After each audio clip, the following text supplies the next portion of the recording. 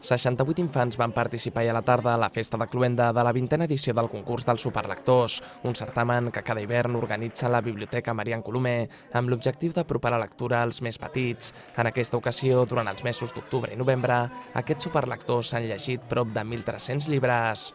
Agrair, evidentment, en primer lloc, als pares i a les mares que fan una gran tasca per tal d'inculcar als seus fills aquesta passió i aquestes ganes de llegir. Sobretot també a la directora i als professionals d'aquesta biblioteca, de la Biblioteca Marian Colomer, que ha aconseguit, com deia, arribar a aquests 20 anys d'aquesta festa. La veritat, estem molt satisfets i esperant poder tornar a reeditar aquesta festa cada any rere any a la nostra ciutat.